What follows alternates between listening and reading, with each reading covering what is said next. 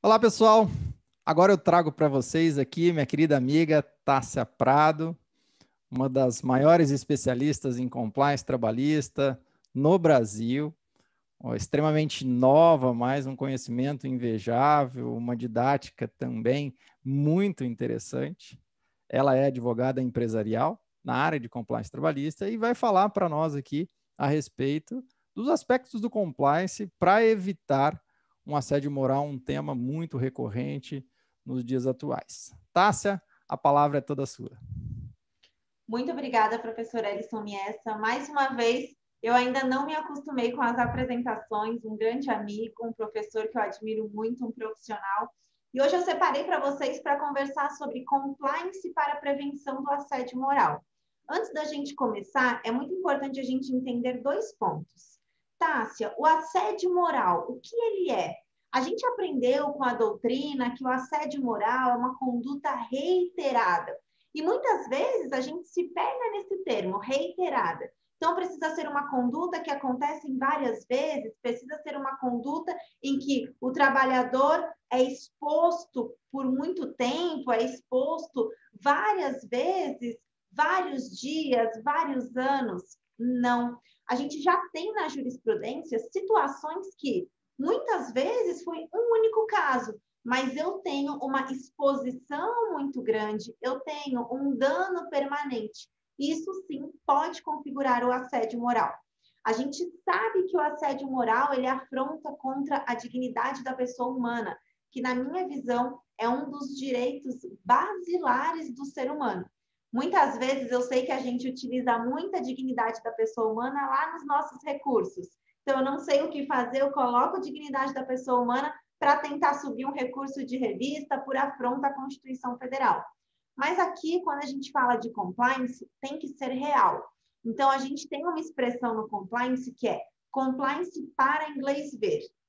Opa, mas o que é compliance? Então, se você já leu algum livro, algum artigo sobre compliance, eu tenho certeza que a descrição que você leu é compliance vem do verbo to comply, que significa estar em conformidade.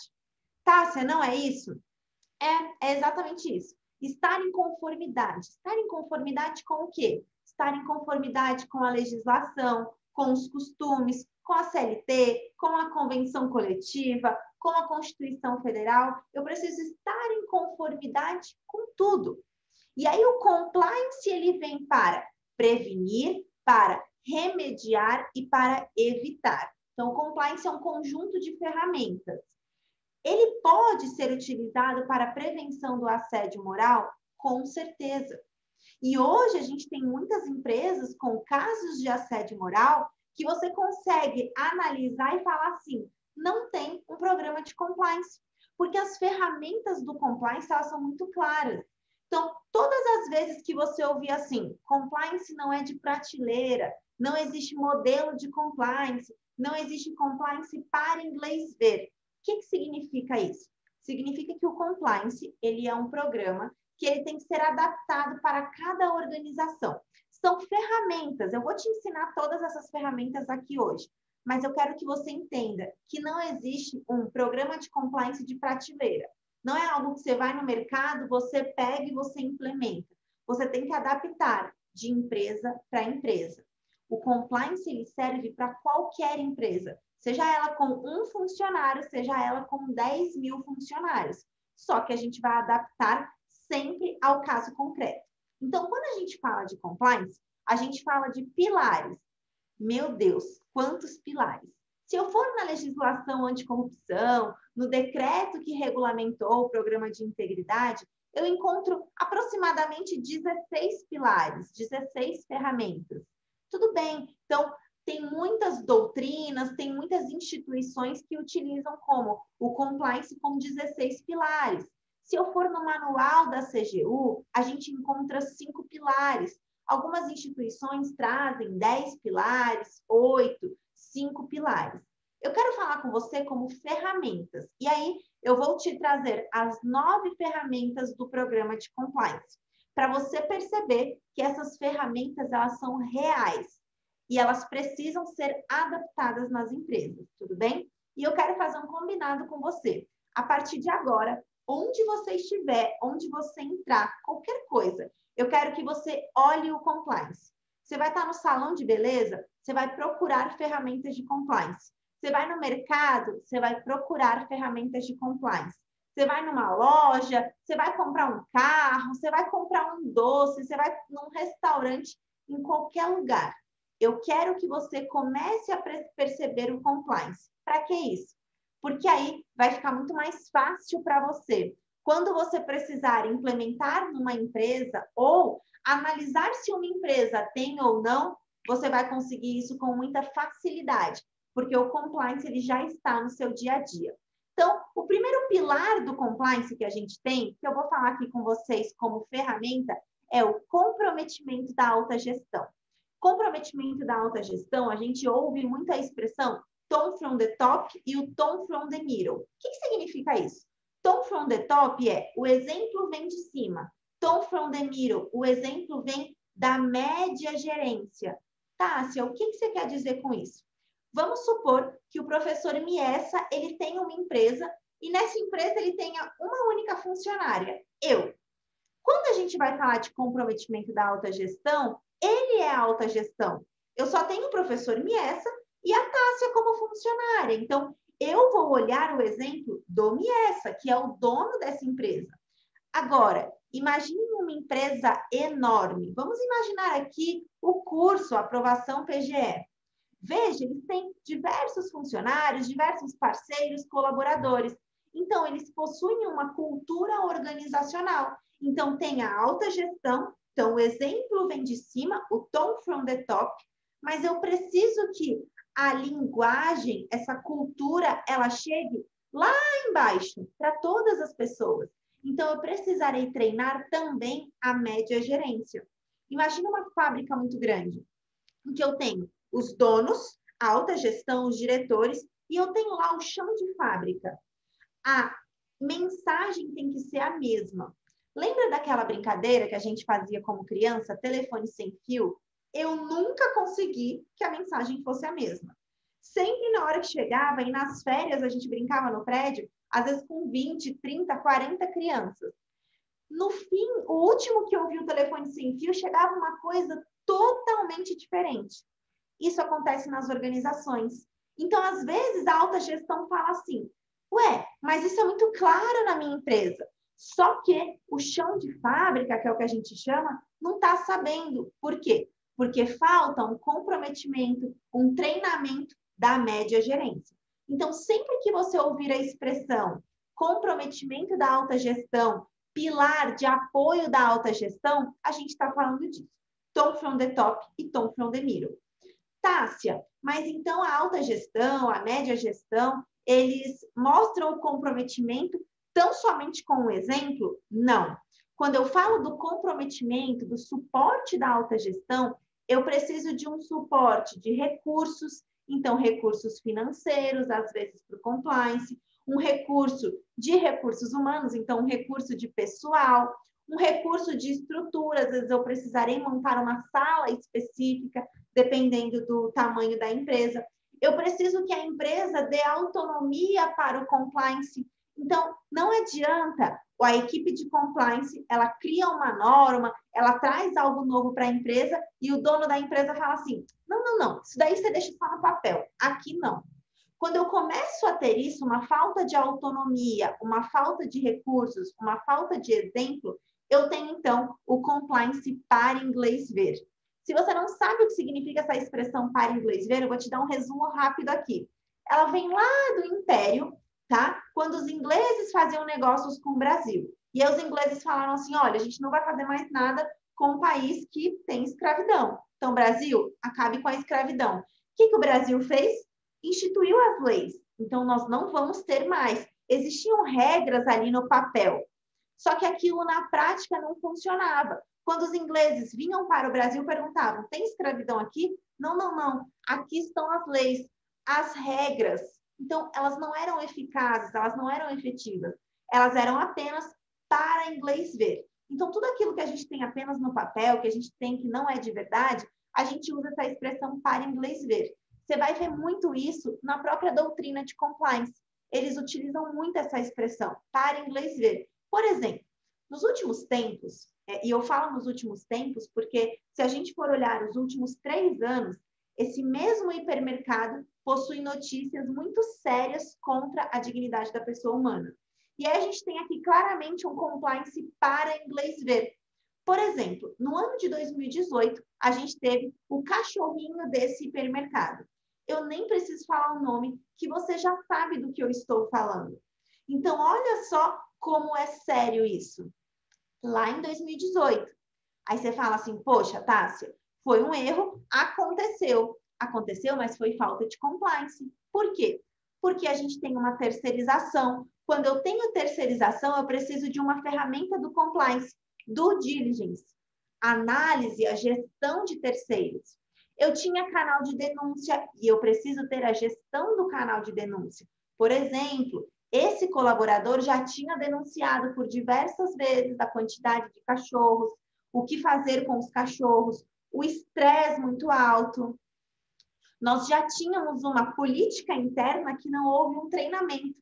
Quer ver um exemplo? Eu sei que você pode estar pensando assim, Tássia, o que o hipermercado tem a ver com o cachorro que está lá na frente? Agora, muda um pouco. Se eu tenho um programa de compliance efetivo, eu tenho o pilar que a gente chama de gestão de riscos. E aí, na gestão de riscos, a gente vai analisar a realidade, a gente vai analisar o negócio do nosso cliente. Quando eu faço a gestão de riscos, eu percebo, olha, tem muito cachorro na frente do supermercado. O que a gente pode fazer? Olha que jogada de marketing interessante. Se esse hipermercado tivesse, por exemplo, uma parceria com uma ONG, com um canil que cuida de cachorros abandonados. Olha que interessante na mídia. Olha a diferença da manchete. Hipermercado X faz parceria com ONG para pegar os cachorros que ficam abandonados na frente dos seus estabelecimentos. Agora, ao contrário disso, a notícia foi qual? Funcionário do hipermercado X mata cadelinha, espanca a cadelinha, a cachorrinha do hipermercado Y. Então, quando a gente fala de compliance, a gente fala de preservar a imagem e a reputação. Sabe por quê? A gente fala muito, principalmente aqui falando de gestão de pessoas, a gente fala diariamente sobre vestir a camisa. Eu quero que os meus funcionários vistam a camisa da minha empresa. Agora, faça uma pergunta para o seu cliente. Como está a camisa que o seu funcionário tem vestido? Qual é o tipo de camisa que você tem dado para o seu funcionário vestir? Eu vou te dar mais um exemplo aqui. Hoje eu vou usar a aprovação PGE muito aqui como exemplo. Imagine que a aprovação PGE tenha se envolvido numa super polêmica e, por exemplo, professores tenham sido denunciados por ensinarem coisas erradas, por ensinarem coisas desatualizadas e, de repente, está em todos os jornais. Será que quando me fizesse o convite para dar uma aula aqui para vocês, eu ia querer? Será que os professores que foram convidados para dar aula aqui para vocês não ficariam inseguros? Vida real aqui. Agora, para todos os professores é uma honra. Por quê? Porque a imagem e a reputação da aprovação PGE é ilibada. É uma imagem que fala assim, meu Deus, você deu aula na aprovação PGE? Gente, você foi convidado pelo professor Miessa. Olha só como a gente tem aqui um comprometimento da alta gestão. A gente tem aqui pilares do compliance, uma cultura organizacional em prol da imagem e reputação dessa empresa, dessa organização. Agora, trazendo para o ambiente laboral, é a mesma coisa.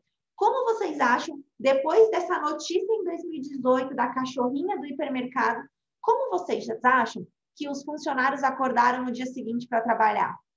Como vocês acham que os funcionários colocaram o uniforme, pegaram ônibus, metrô para ir trabalhar? Vocês acham que isso não influencia na produtividade desse funcionário? Olha a diferença de você trabalhar num lugar que é reconhecido, num lugar que sai uma notícia boa. Mas quando você vai trabalhar num lugar em que as notícias são ruins, em que está na mídia como algo muito negativo, inconscientemente você diminui a sua produtividade. Se eu tenho funcionários que diminuem a produtividade, que diminuem o comprometimento, isso vai impactar no atendimento do meu cliente, isso vai impactar no lucro da minha organização. Então, tudo está interligado. Tássia, mas você deu o exemplo aí desse hipermercado, mas isso foi em 2018.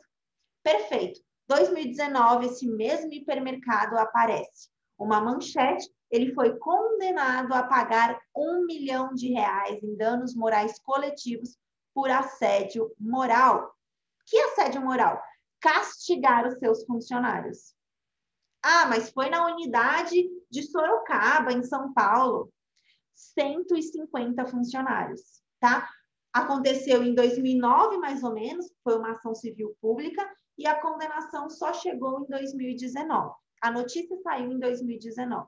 Eu lembro que eu até postei no meu Instagram, e esse hipermercado mandou um direct para mim, pedindo para eu retirar. Eu falei, olha, eu não vou retirar porque é público, me manda uma nota. E a nota deles era, foi um caso isolado. Oi? 159 funcionários é um caso isolado? 159 vidas. Tássia, como que eles eram castigados? Pessoal, os frentistas que não batiam meta, eles tinham que arrancar lixo com as mãos, coletar lixo, arrancar grama com as mãos, ficar de joelho. Tinham os crachás expostos para todo mundo ver, tinham seus nomes expostos numa lousa de que não cumpriam metas. Isso no século XXI. Olha o absurdo. Agora, vocês acham que aqui a gente tem comprometimento da alta gestão? Vocês acham que aqui a gente tem gestão de riscos?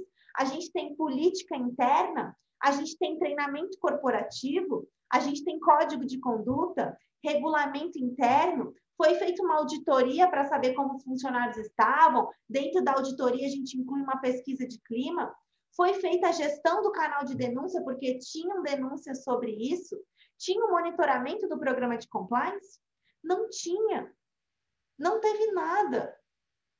E, mais uma vez, eu tenho um compliance de fachada para inglês ver. E outra, nesse caso, mais uma vez, esse hipermercado ele não aprendeu com relação à gestão de riscos. Por quê, Tássia? Sempre pensem assim, gestão de riscos é para eu evitar. Eu vou mapear os riscos. Como que eu vou mapear? Impacto versus probabilidade. Qual a probabilidade de algo acontecer? Qual o impacto desse evento? A gente trata aqui o dano como um evento. Esse evento pode ter um impacto positivo ou negativo. E aí, a empresa ela vai escolher se ela quer correr esse risco ou não. Quando vocês forem ler sobre gestão de riscos, normalmente, na doutrina de gestão de riscos, ela é muito atrelada com o mundo das finanças. Mas dá para vocês entenderem. É porque, no início, a gestão de riscos ela era ligada somente a finanças. Depois que eles foram trazendo para todas as áreas dentro de uma organização. Mas eles usam muito a expressão não existe almoço grátis. Como assim? Existe risco que vale a pena a empresa correr. A gente, diariamente, a gente tem riscos. E às vezes a gente olha assim e fala, pô, vale a pena correr esse risco. Às vezes você está de férias, o céu está um pouco fechado, você fala, pô, vai dar praia. Eu vejo aqui em Santos, o céu começa a fechar, eu falo, gente, não vai dar praia. Turista vale a pena correr o risco. O que ele faz? Não, vale a pena. Tá até chovendo na praia, ele continua na praia porque ele fala, não, só um chuvisco vale a pena. Gestão de riscos. Ele está analisando, bom, a probabilidade e o impacto. Qual a probabilidade de um risco aqui? De cair um raio, dele morrer. Então, ele vai analisando, se a chuva começa a apertar, ele, ó, vai embora. Então, eu sempre tenho riscos inerentes daquela organização e tenho alguns riscos residuais. Um exemplo para vocês, eu gosto muito de trazer exemplo claro, tá? Vou trazer um exemplo aqui muito simples. A minha mãe, quando eu era pequena, ela sempre, quando eu fiz 12 anos, na minha casa, minha mãe não deixava eu sair sozinha. Eu fui filha única até os 10, depois eu tive uma irmã. Então, assim, até os 10 eu fui muito mimada. Com 11, 12 anos, eu já podia ir na padaria sozinha. Então, para mim, era um evento. Falava, cara, eu vou na padaria sozinha. O que acontecia muito? Ou eu chegava na padaria e esquecia o que minha mãe tinha pedido, ou eu não conferia o troco, ou eu trazia coisa errada. Já aconteceu de eu perder o dinheiro. E naquela época, dinheiro era muito contado na minha casa. Eu saía com o dinheiro contadinho, eram 3 médias, um leite, um Toddy, mas assim, não dava para fugir daquilo. Então, assim, as contas eram muito complicadas lá em casa. E eu lembro de um dia que eu cheguei na padaria, eu chorava. Essa, mas eu chorava, assim, que eu falei, moça, eu perdi. Eu tinha perdido o dinheiro. Cheguei em casa para minha mãe, cadê o pão? Mãe, então, cadê o leite? Então, eu perdi o dinheiro. Ela, Tássia, mas agora ela só ia receber, assim, daqui 2 dias. E aí aqui a gente tem um risco inerente. É uma criança de 11 anos indo numa padaria. Eu tenho riscos inerentes. Quais são? Perder o dinheiro, errar o caminho, esquecer o que tem que comprar, alguém assaltar, não conferir o troco. Isso são riscos inerentes. Aí eu tenho o quê? Os controles internos, mais uma ferramenta do compliance. Esses controles internos, eles servem para quê? Para eu diminuir o grau do meu risco. Peraí. O que é grau do risco? Lembra que eu falei impacto versus probabilidade? Aqui eu vou ter um grau do risco. O meu controle interno serve para eu diminuir o grau desse risco. Como que eu diminuo? Ou eu vou diminuir o impacto, ou o que normalmente a gente faz, a gente diminui a probabilidade, tá? Então, vamos lá. Eu errar o caminho. Era só a minha mãe me explicar várias vezes, tá? Era só ela me testar, ela me treinar, ela me levar várias vezes. Eu perder o dinheiro. Bom, será que era importante eu levar uma pochete, uma mochilinha? Onde eu poderia levar o dinheiro de uma forma que eu não perdesse? O troco. Se minha mãe me desse contado, eu não ia ter problema com o troco. Então, veja, tudo aqui é uma análise. Então, ela implementa um controle interno. Nesse caso, exemplo que eu dei para vocês, o que aconteceu? O meu controle interno não foi eficiente. Por quê? O impacto de eu perder o dinheiro era muito alto. O impacto de eu perder o dinheiro, a gente não teve pão para comer. Eu lembro que a gente ficou 2 dias sem pão. Não tinha de onde tirar dinheiro. Então, olha como o impacto ele foi forte. O que eu precisaria? Ou de um controle interno muito eficiente, ou eu precisaria analisar esse impacto. Se tinha alguma forma de eu diminuir esse impacto. Então, veja, eu acabei de te ensinar sobre gestão de riscos. Uma empresa que não faz gestão de riscos, anota isso que eu estou te falando, que é muito importante. Uma empresa que não faz gestão de riscos, ela vai precisar de gestão de crise. Uma empresa que não faz a gestão de riscos, ela vai precisar da gestão de crise. E a gestão de crise é muito mais cara que a gestão de riscos. Principalmente porque um dos pilares da gestão de crise é a agilidade. Então, eu preciso dar uma resposta rápida. Sabe esse hipermercado que eu estou te trazendo como exemplo? Já trouxe um caso de 2018, já trouxe um caso de 2019. 2020 teve um caso emblemático, que foi um representante comercial que faleceu dentro do hipermercado. Para não fechar o estabelecimento de imediato, cobriram o corpo com guarda-sol. Tem compliance? Tássia, por que você tem tanta certeza que não tem compliance? Porque esse supermercado, ele divulgou uma nota dizendo que estamos alterando as nossas políticas internas para que isso não aconteça mais. Oi? Então, era política interna se isso acontecer? Olha que surreal. O que a gente tem aqui? Uma falta de gestão de crise. Por quê? Porque eles deram uma resposta rápida dessa vez, porque em 2018, no cachorrinho, eles demoraram muito, eles foram dar uma resposta depois de 6 dias. Então, eles demoraram muito para dar uma resposta e quando deram, não foi correta. Quando eu falo de gestão de crise, que está dentro da gestão de riscos no programa de compliance, eu preciso muito da união do jurídico com a comunicação. Tanto que no compliance a gente tem um pilar que é treinamento e comunicação. E eu vou trazer a diferença aqui para vocês, tá? Então, veja, mais uma vez, eu mostro o quê? Que eu não tenho um programa de compliance. Eu tenho um programa de fachada. Viram como no cotidiano a gente consegue ver? Tássia, e como que eu vou fazer para evitar o assédio moral com essas ferramentas? Vamos lá. Se eu tenho o comprometimento da alta gestão, como eu falei para vocês, eu tenho a alta gestão entendendo que o principal ativo são as pessoas. O principal ativo de uma empresa é os recursos humanos. Não, é o cliente. Tá bom, é o cliente. Mas quem atende o cliente? Quem faz as coisas para o cliente? O empregado, a empregada. Então, o meu ativo principal é, sim, baseado na gestão de pessoas.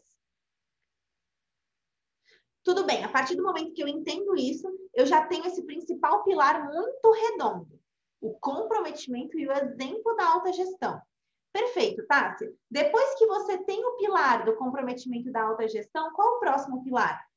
Gestão de riscos, que foi tudo que eu falei para vocês aqui. E aí, dentro da gestão de riscos, você vai incluir sempre a gestão de crise. Qual é a probabilidade do assédio moral acontecer dentro dessa empresa? Quais são as formas de assédio moral? Eu tenho uma cobrança de metas que pode ocasionar um assédio moral. Eu tenho a forma dos chefes, dos gerentes tratarem os seus subordinados. Eu tenho a forma que os subordinados tratam os seus chefes. Eu tenho a forma como os gestores tratam os funcionários. Eu tenho o grupo de WhatsApp, que é um risco dentro da organização. Desculpa, pessoal, eu sei que tem gente que não concorda comigo, mas a gente tem que entender que os grupos de WhatsApp das empresas, elas são um ponto muito importante da gente analisar na gestão de riscos. E aqui eu não estou falando de horas extras, eu estou falando de assédio moral. Começa uma brincadeirinha que não cabe no ambiente de trabalho, começa uma tal de trocar meme, trocar figurinha, isso pode sim acarretar assédio moral. Eu preciso treinar, eu preciso tomar cuidado. Cobrança de metas de forma exagerada, a forma de cobrar as metas, a forma de falar, o horário de falar. Eu tenho muita empresa que está sendo condenada a assédio moral por causa de cobrança de metas via WhatsApp fora do horário de trabalho. Inclusive, a gente tem um projeto de lei para trazer a mesma legislação que a gente tem na França, trazer aqui para o Brasil. Apesar de ser advogada de empresa, eu gostaria muito que essa lei fosse implementada, porque eu acho que vai fazer com que os empresários eles entendam a importância. Na França, essa lei é de 2017, ela proíbe que empresas acima de 50 funcionários, eu só não concordo com essa peculiaridade. Ela fala que essa lei só se aplica para empresas acima de 50 funcionários. Na minha visão, aplica para qualquer empresa, tá? Mas, enfim, empresas acima de 50 funcionários não podem encaminhar mensagens instantâneas, mensagem, WhatsApp, e-mail, para o funcionário, cobrando metas após o horário de trabalho, tá? A gente já tem um projeto de lei aqui no Brasil sobre essa questão também para ter uma alteração, na CLT, tudo bem? Então, veja, eu vou fazer, o que você vai fazer comigo? Você vai pegar e fazer uma lista. Dentro dessa organização, nesse tipo de empresa, quais são todas as possibilidades de assédio moral? Tássia, como que eu vou saber todas? Pessoal, conheça o negócio do cliente. Eu sempre falo que existem pelo menos 10 possibilidades. Mas não é ser muito pessimista? Não, é ser realista. Você ali, como advogado, como consultor de compliance, como consultor da empresa, você está ali para prevenir. O compliance, ele vem para prevenir, evitar, remediar. Tá? Então, veja, você tem que pensar bem amplo. E aí eu já deixo aqui a dica de um livro. A gente tem um livro que é Assédio Moral e o Compliance, tá? Da editora Juruá. É um livro muito bom que fala de assédio moral e ele fala do compliance na gestão de pessoas. Vai ser muito fácil para vocês entenderem. A partir do momento que você entende que eu tenho probabilidade do assédio moral, eu começo a vir com um outro pilar do compliance, que são os controles internos. Quais os controles que eu implemento para evitar isso? E aí aqui, para não ficar confuso, gestão de riscos é um pilar, controle interno é outro pilar. E eu tenho outro pilar que é comunicação e treinamento. Mas nesse caso do assédio moral, muitas vezes a gente vai verificar que um dos controles internos para eu diminuir a probabilidade que eu analisei aqui na gestão de riscos do assédio moral acontecer é com treinamento corporativo, principalmente treinamento corporativo de cobrança de metas. E aí você faz um treinamento para os gestores ensinando como cobrar metas, qual a forma, existe forma. Eu tenho, por exemplo, eu sempre falo que a gente tem que tomar muito cuidado com o assédio na admissão, na demissão. Não vale tudo pelo lucro. As pessoas, elas são pessoas. Eu não concordo, por exemplo, com a demissão por mensagem. Aqui sou eu, Tássia, não concordo. Por quê? Em regra, a admissão, a empresa ela quer fazer uma reunião, mesmo que seja por videoconferência. Se você for conversar com gestores, eles falam, não, eu quero ter o olho no olho, preciso ver a pessoa, preciso analisar onde ela coloca as mãos, como que são as expressões dela, preciso conversar. Tudo bem. Se você faz isso para a admissão, por que não para a demissão também? Converse. É uma rescisão de um contrato, mas ela pode ser de uma forma digna. Então, veja, mais uma vez, eu faço treinamento corporativo disso. Então, o treinamento ele vai me auxiliar muito e ele pode funcionar como um controle interno. Tássia, e a comunicação, que está nesse pilar também? Comunicar a linguagem da empresa, a cultura da empresa, o que pode, o que não pode dentro da empresa, a valorização dos nossos funcionários, a valorização dos nossos colaboradores. Tudo isso inclui no compliance. Saindo desses pilares, eu tenho códigos e políticas. E aí, códigos e políticas, só para vocês entenderem. Eu vou trazer aqui 3 formas para vocês, tá? Eu vou trazer o código de conduta, políticas internas e regulamento interno. Quando a gente falar de código de conduta, eu quero que você faça uma analogia com a Constituição Federal. Então, veja, Constituição Federal não tem de tudo? Ela tem de tudo, mas nada é detalhado, certo? É o nosso código de conduta. Ele vai ter de tudo, ele vai se aplicar a todo mundo, ele é geral. Então, ele é para empregados, ele é para fornecedores, para parceiros, para clientes. Geralmente, ele fica no site da empresa, ele tem de tudo ali. Pega tudo ali envolvendo a organização. Depois, eu tenho o regulamento interno. E aí, o regulamento interno, CLT. Então, ele vai tratar apenas da questão trabalhista. Regulamento interno é para os empregados. Não é para fornecedor, não é para parceiro, não é para cliente, não é público no site. Código de Conduta, Constituição Federal. Regulamento interno, CLT. E as políticas internas, Tássia? Política interna são leis avulsas. Política interna é, às vezes, um decreto que precisa. Política interna é o procedimento. Pensa aí nos códigos de processo. Política interna, ela vai trazer o procedimento daquilo. Só que ela não é para tudo. Pode ser que determinada política interna seja só para um grupo de pessoas. Vamos trazer mais uma vez o exemplo aqui da aprovação PGE? A aprovação PGE, com certeza, existe uma política interna lá dentro para os professores, sobre as aulas, como ministrar, o que deve ser falado, os cuidados. Algumas instituições têm, por exemplo, posicionamento político, como falar com o aluno, não discriminação. Então, veja, tem algumas políticas que são só para os professores. Deve ter, por exemplo, uma política interna na aprovação PGE sobre, por exemplo, professores convidados. Então, como convidar um professor, qual o perfil de professor convidado que nós queremos, quem são os professores que nós queremos nas nossas instituições. Para quem que vai ser essa política interna? Apenas para quem convida professores para dar aula. Não é para toda organização. Política de vendas, política de troca de uma loja, política interna de férias, política interna de viagens, política interna de reembolso, política interna do uso do carro, política interna do uso dos computadores. Então, veja, as políticas internas, elas vão ser bem detalhadas. Pensem no que eu falei da Constituição Federal. Eu tenho o meu código de conduta. Código de conduta eu vou ter sobre todos os tópicos, tá? Eu vou ter sobre tudo. Aí eu tenho o regulamento, que é só para funcionário, para todos. E aí eu tenho as políticas que são específicas, de ponto a ponto. O procedimento, o que eu preciso fazer com relação a isso, tá? Políticas que eu faço muito para as empresas. Política interna de admissão e processo seletivo. Política interna de penalidades e demissão. Política interna de proteção de dados, política interna de cobrança de metas, política interna de uso das redes sociais e mídias digitais. Essas 5 são as que eu mais faço para as empresas. E aqui, todas as políticas que eu falei para você é para evitar o assédio moral. Então, veja, a gente já falou sobre o comprometimento da alta gestão, tratamos sobre a gestão de riscos, tratamos sobre controles internos, tratamos sobre códigos e políticas. A gente falou aqui de treinamento corporativo e comunicação. Lembrando que treinamento eu vou treinar, comunicação é apenas comunicar. Então, às vezes, são vídeos que eu coloco na empresa, cartazes, e-mails que eu encaminho, estou comunicando. O treinamento vai ser um treinamento de verdade. Treinamento não é palestra. Treinamento, eu preciso estudar a empresa. Existe ISO com relação a treinamento. Existe uma diretriz, eu preciso fazer um plano de treinamento, tá?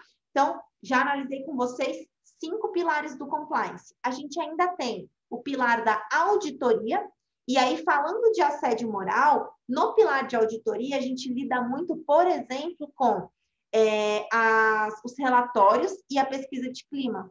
Na pesquisa de clima, eu consigo saber como que os funcionários se sentem, quais as últimas reclamações. Na auditoria, eu faço a análise da gestão de atestados. Com a gestão de atestados, eu consigo analisar se essa empresa ela tem assédio moral. Tássia, como assim? Se eu começo a ter muito atestado por gastrite, muito atestado por estresse, muito atestado por dor de cabeça.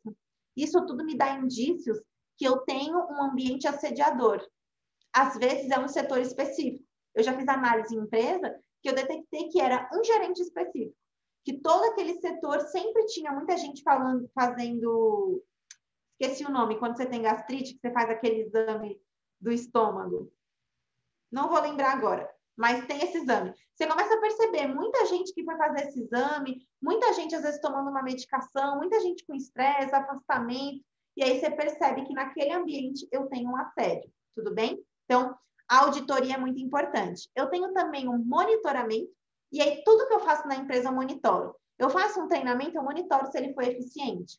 Eu implemento uma política interna, eu monitoro se ela está sendo utilizada, se ela está sendo eficiente. Eu tenho um controle interno, eu monitoro se ele é eficaz. Eu tenho o monitoramento de todas as ferramentas do compliance. E aí, os últimos 2 pilares, eu acho que eles são muito importantes quando nós tratamos de assédio moral. E aí, aqui eu tenho o pilar do canal de denúncia e o pilar das investigações internas. Aqui é muito importante a gente ter um cuidado. Nem toda empresa está madura para ter um canal de denúncia, um canal de ética. Tem empresa que chama até de ouvidoria e no fim é um canal, tá?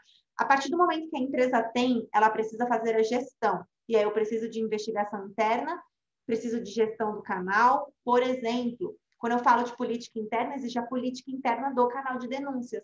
Para eu analisar o que eu preciso para uma denúncia, como que eu investigo, qual vai ser o comitê de investigação interna.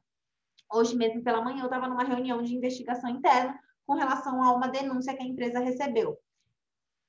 Lembra que eu falei lá no início do comprometimento da alta gestão? Aqui no canal é de suma importância. Sempre é o pilar que eu implemento por último. Nem toda empresa tem uma maturidade. Por quê? Porque eu ainda não tenho um comprometimento, uma independência do compliance para a alta gestão entender que eu precisarei fazer a gestão de toda e qualquer denúncia.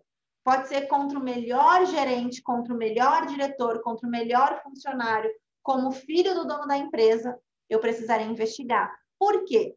Justiça do Trabalho já tem pedido gestão do canal para algumas empresas, já que você tem, me dá gestão de canal. MPT já tem pedido, já vi a MPT fiscalizando, mandando ali para fazer notificação, falando assim, tem canal? Me manda o relatório. Se eu não tenho gestão, eu não tenho relatório, tá? A gente tem, por exemplo, condenação no TST, quando era TAM, ainda não era Latam, ela foi condenada porque a unidade de Recife recebia as denúncias e não investigava. E aí detectou que, se tivesse investigado, teria evitado muitos casos de assédio moral. Foi uma ação civil pública até. E o resultado, né, a condenação foi, olha, investiga e faça a gestão do canal. Olha que absurdo. Se eu tenho o canal, eu preciso fazer a gestão. Agora não, preciso ouvir o TST e falar, empresa, faça a gestão do seu canal, tá? Mas nem toda empresa tem uma maturidade, tá? A empresa nunca vai ter? Vai, mas às vezes leva um tempo. Quando você começa a implementar o compliance, você já não vai direto, vamos colocar o canal. Não, espera um pouquinho, tá bom? Para quem nunca teve contato com o canal, vou deixar aqui 3 sites para vocês verem exemplos, tá? Somos, tá? Se vocês forem na Somos, é educação, tá? Então, vocês olhem o código de conduta e o canal de ética, vocês vão aprender muito. Votorantim, tá? Olhem, canal de ética e o código de conduta. E vou deixar aqui o do meu escritório também, para se você quiser ver como que é um canal de denúncias de um escritório, código de conduta. No meu site do escritório tem uma aba compliance e eu tenho o código de conduta do escritório, tenho o canal de ética do escritório, tá? Tássia, por que você tem? Lembra que eu falei da imagem e reputação? Eu falo para os meus clientes que é essencial ter isso. Então, eu vi a necessidade de ter também, porque os meus clientes perguntavam, deixa eu ver o seu, deixa eu ver como é que é o seu, tá? Então, sempre tratando aqui de um comprometimento e você mostrando ali a sua imagem e reputação. Então, pessoal, resumindo, tentei trazer todos os pilares para vocês, trouxe todos os pilares. Qual a mensagem final que eu deixo aqui? O assédio moral, ele pode ser evitado. Como? A partir do momento que nós, e eu falo nós, porque nós como operadores do direito, na minha visão, a gente tem uma responsabilidade maior. A gente tem a responsabilidade de educar toda a sociedade. Quando eu falo de transformar as relações de trabalho, não é para mim, não é apenas por dinheiro, não é apenas para ter clientes, não. Se a gente transforma as relações de trabalho, a gente transforma toda a sociedade. Eu tenho feito uma pesquisa, e eu ainda vou publicar essa pesquisa, sobre casos de, por exemplo, de feminicídio, de violência doméstica. E se você for analisar, muitas vezes, não é desculpa, tá? Mas muitas vezes tudo começa no ambiente de trabalho. É um funcionário que ele está sendo assediado no ambiente de trabalho, ele chega em casa, ele desconta nos filhos, ele desconta na esposa. É uma mãe que está sendo assediada no ambiente do trabalho, chega em casa, ela não tem paciência com os filhos, ela briga com o marido, briga com a mãe, briga com o pai. Então, se a gente mudar o ambiente de trabalho, a gente consegue mudar toda a sociedade. Uma pessoa que chega em casa irritado, triste, desmotivado por causa do trabalho, ela vai descontar com quem mora com ela. E no início, às vezes é um grito, às vezes é tratar mal. Daqui a pouco, dependendo do assédio, isso vira uma bola de neve.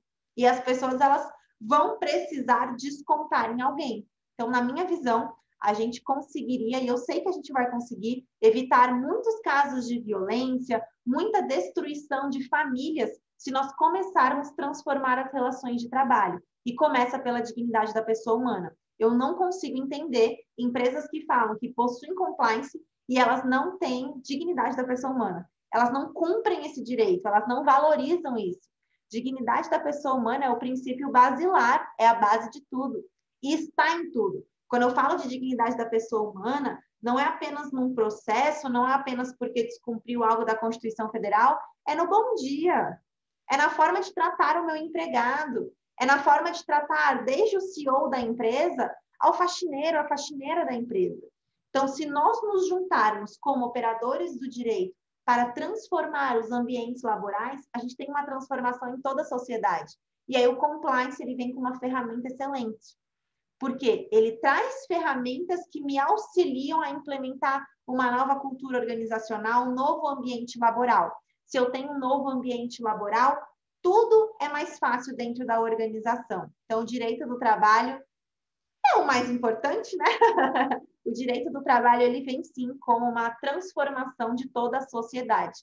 E tudo tem a ver com pessoas. Para quem nunca ouviu falar de compliance, eu sei que vai falar assim, professora, mas existe compliance trabalhista? O compliance, assim como o direito, ele é um só, ele é o todo. A gente divide em áreas para ficar mais fácil a implementação e até mesmo a metodologia.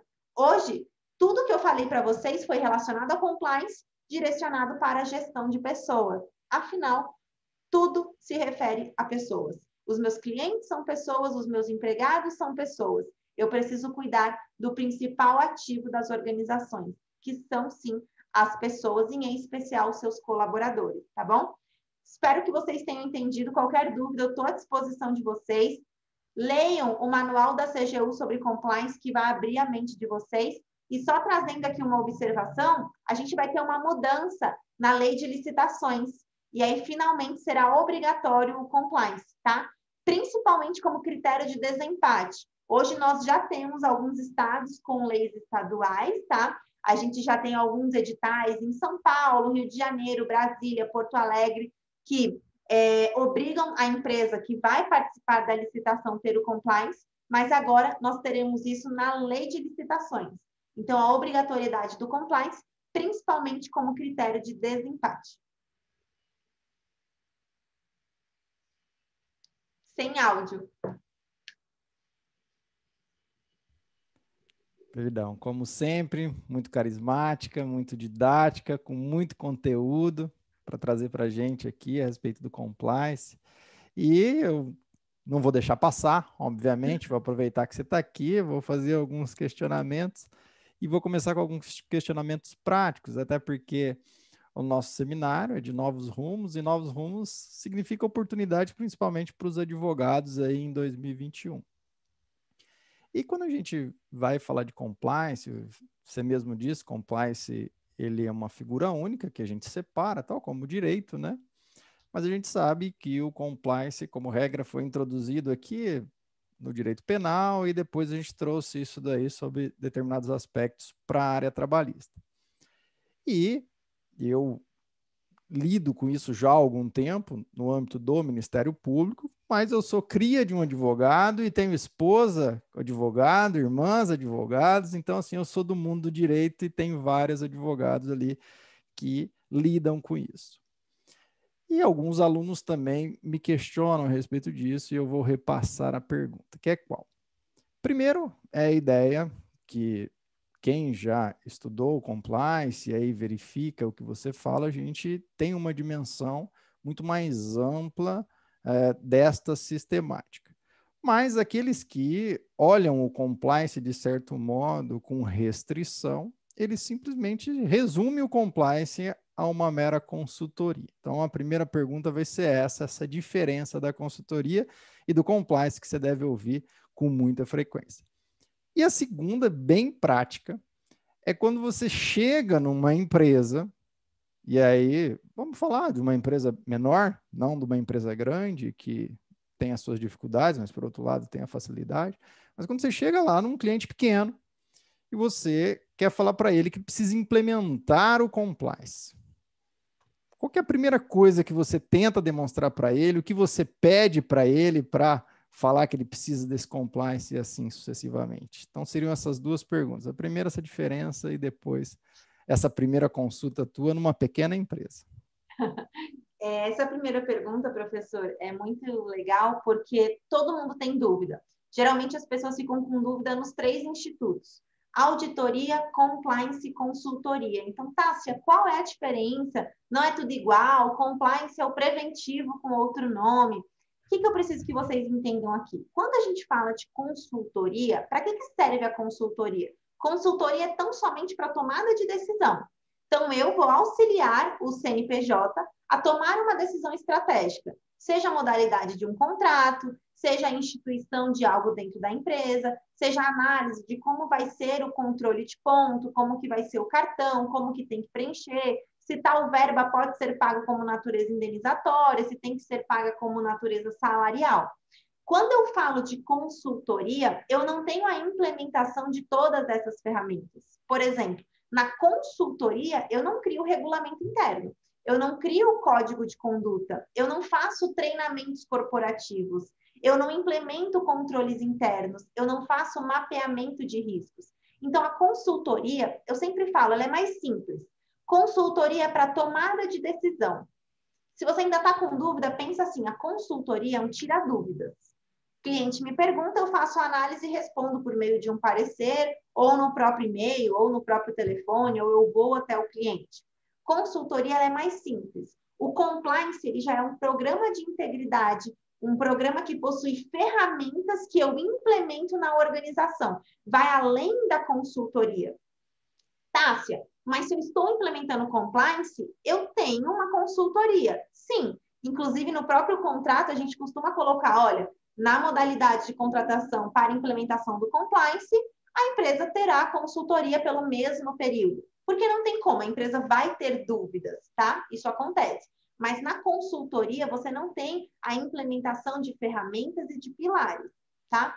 Tássia, e a auditoria? A auditoria ela é um pilar do compliance. Mas, às vezes, você faz isso de maneira separada. Tem empresa que contrata tão somente para auditoria.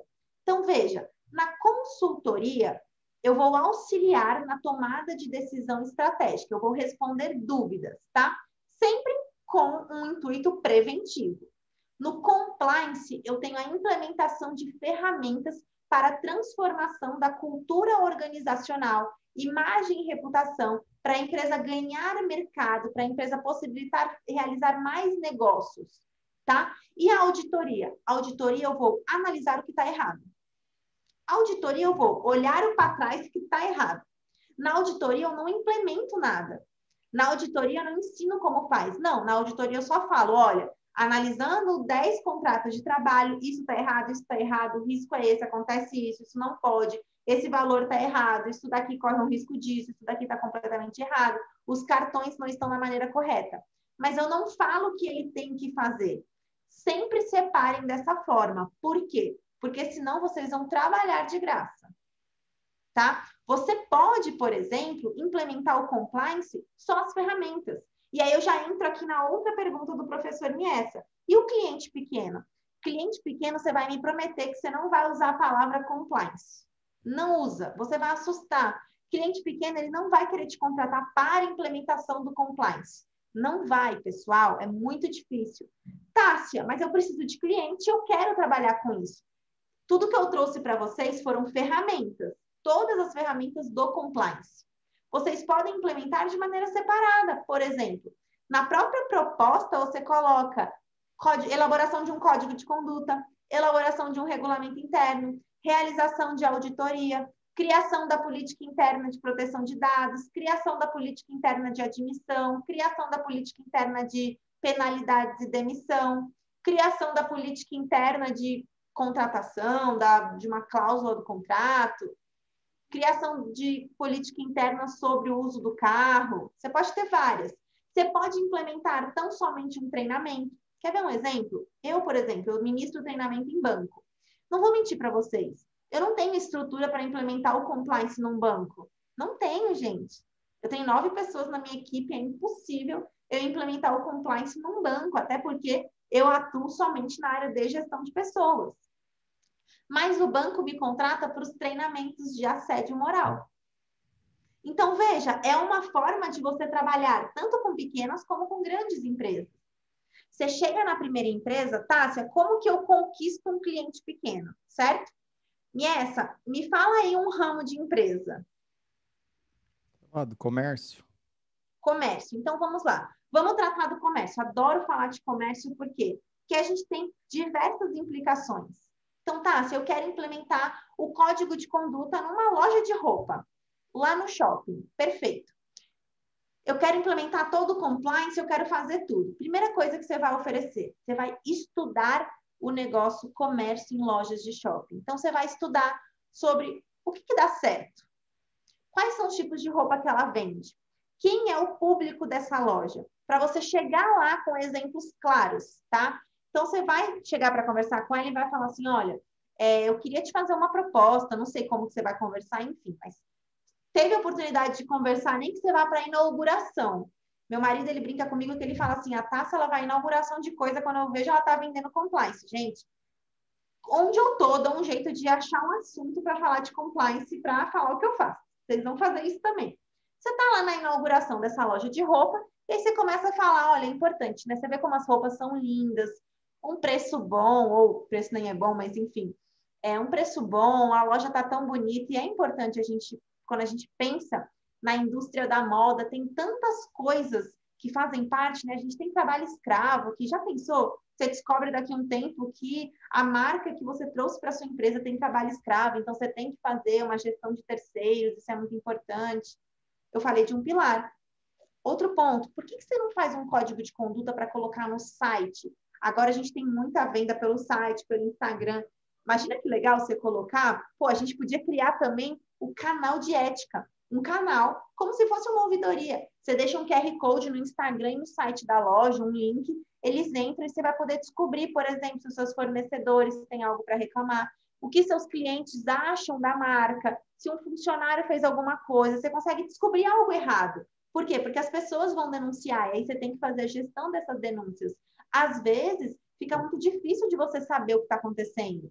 Você aqui, para uma loja de roupa dentro de um shopping, você já consegue oferecer um código de conduta, você consegue oferecer política interna dos influenciadores, política interna de venda, política interna de troca, gestão de terceiros, canal de ética, tudo isso envolvendo uma loja. Então, trate das ferramentas do compliance, sem falar o nome compliance. Tássia, é uma padaria. Uma padaria, a gente tem políticas internas para implementar, a gente tem treinamentos que são importantes, treinamento do cliente, treinamento da nossa cultura.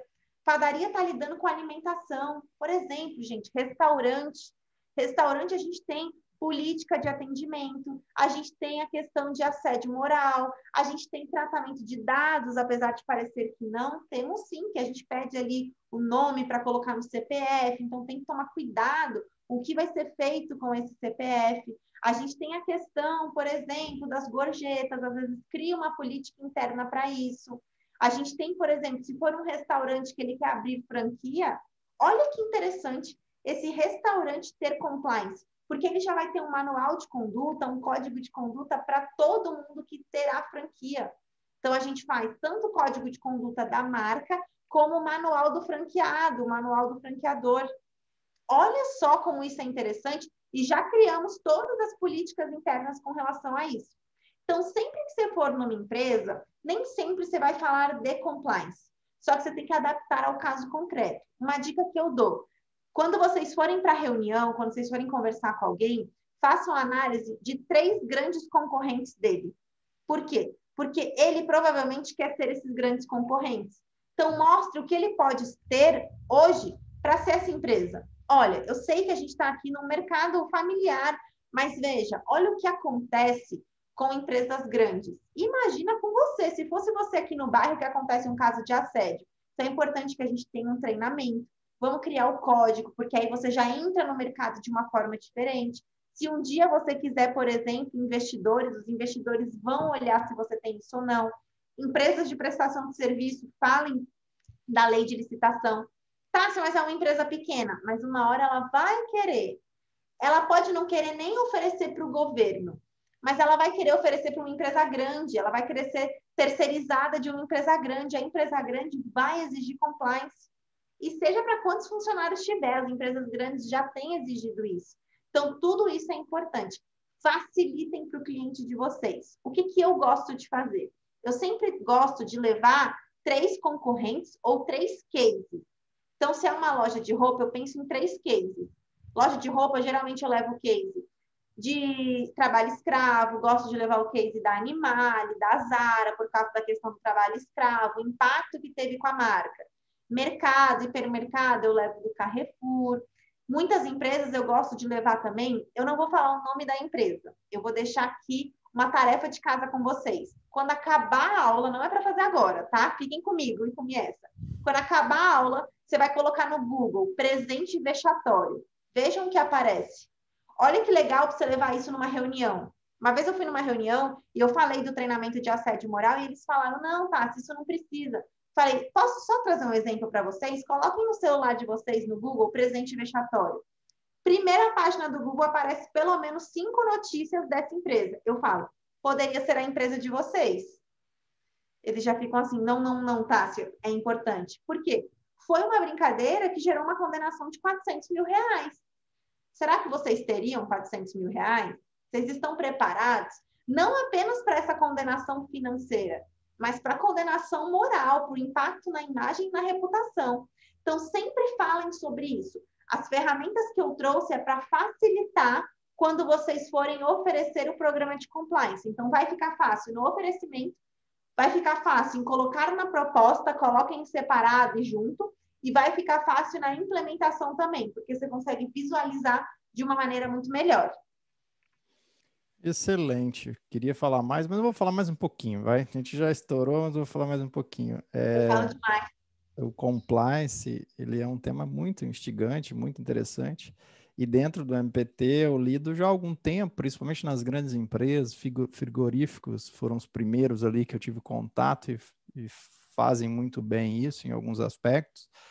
E eu, particularmente, vejo diversos colegas do Ministério Público, a gente tem um olhar diferente quando chega uma empresa que tem um compliance, evidentemente, um compliance efetivo, né?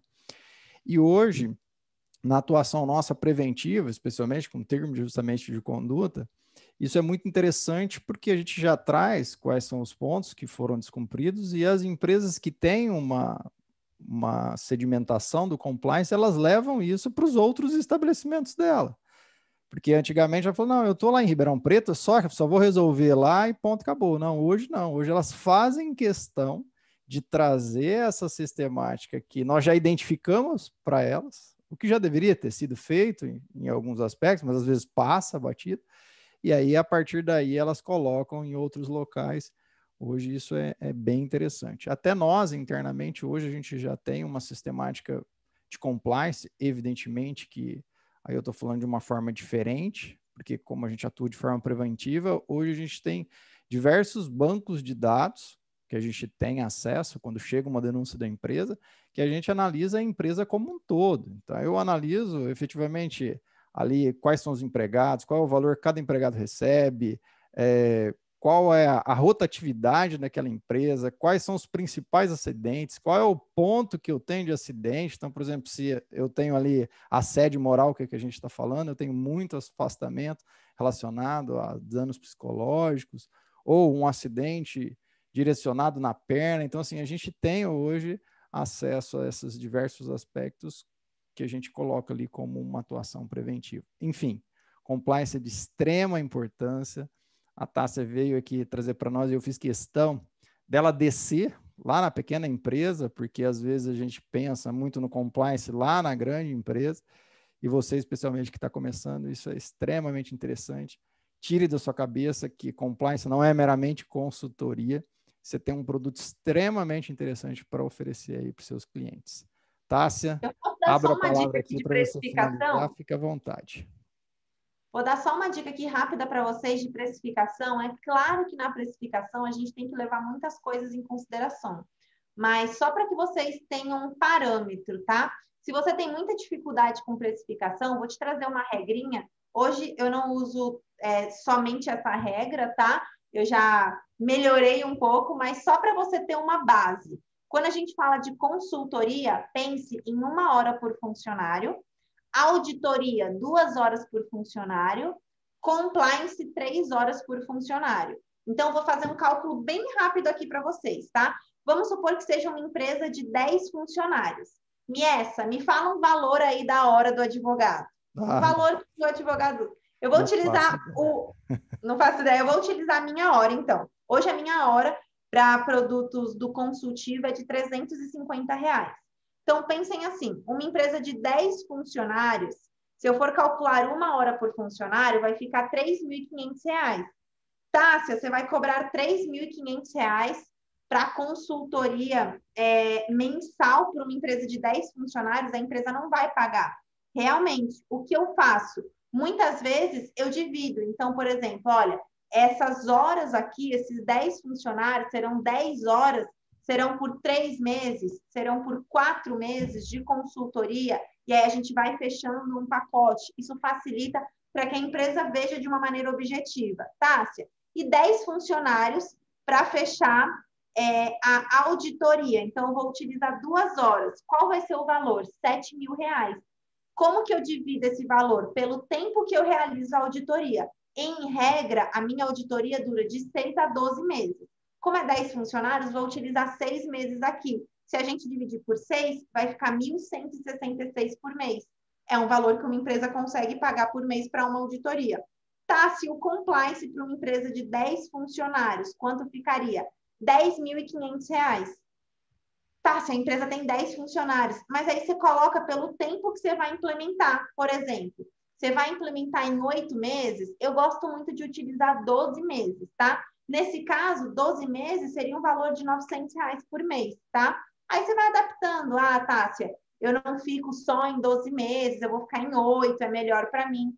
Só cuidado para não ficar um valor muito baixo e você dividir em muitas vezes. O que eu faço hoje no escritório? Eu tenho um mínimo. Se o meu mensal da empresa ficar menos que um salário mínimo, o valor vai ser de um salário mínimo, tá? Então, hoje, no início, não vou mentir para vocês. Eu fazia essa regrinha e foi essa que me ajudou a entrar em pequenas empresas. Era essa regra e foi o que deu certo. Tássia, mas R$800 por mês para implementar o compliance? Sim, mas é por 12 meses que eu vou ter. R$900 por 12 meses. Então, você pensa aí, se você conseguir 3, 4 empresas, já é um fixo que você tem por 12 meses no escritório, muito bom. Então, mas claro, gente, precificação você vai fazer a adaptação. Só te dei aqui um norte para você ter por onde sair, tudo bem? Por que isso? Porque às vezes você vai falar, tá, essa empresa tem 100 funcionários. vai ficar um valor absurdo, mas você vai dividir pelo tempo de implementação. Empresas pequenas, normalmente eu coloco 12 meses. Empresas grandes, acima de 50 funcionários, eu faço contrato de 18 a 24 meses, tá bom? Pronto, dei minha dica de precificação para finalizar. Excelente, obrigado novamente. Sempre um prazer estar aqui contigo. E deixo aí a palavra para você fazer a sua finalização, falar onde que o pessoal pode te encontrar, para os seus cursos, sabendo que ela também dá curso com a gente aqui na Escola Trabalhista de Recurso de Revista. Fique à vontade. Bom, primeiro, mais uma vez, eu nunca vou cansar de te agradecer, Miessa. Para mim é uma honra muito grande estar com você, dar aula junto com você, ser convidada por você. Você é um profissional que eu admiro muito. Eu tenho um carinho muito grande por você, uma admiração muito grande. Então, muito obrigada. Eu falo que todas as vezes que você me chama para dar uma aula, eu subo um degrauzinho nas minhas metas, nos meus sonhos profissionais. Então, é uma honra estar aqui. Parabéns por tudo que você tem feito para a advocacia, principalmente para a jovem advocacia. Eu tenho certeza que os seus conteúdos nos ajudam muito, principalmente os livros. Eu sou viciada nos livros dele, inclusive eu quero a atualização da súmula do TST, por favor, tá bom? Vamos pedir, peçam junto comigo. Para quem quer me encontrar, minhas redes sociais, Entenda Seu Direito. Então lá você encontra todos os meus conteúdos, tem muito post importante para vocês. Muito obrigada também à Aprovação PGE, é uma honra estar aqui com vocês, dar essa aula para vocês. Estarei sempre à disposição e parabéns pelo conteúdo e por esse curso.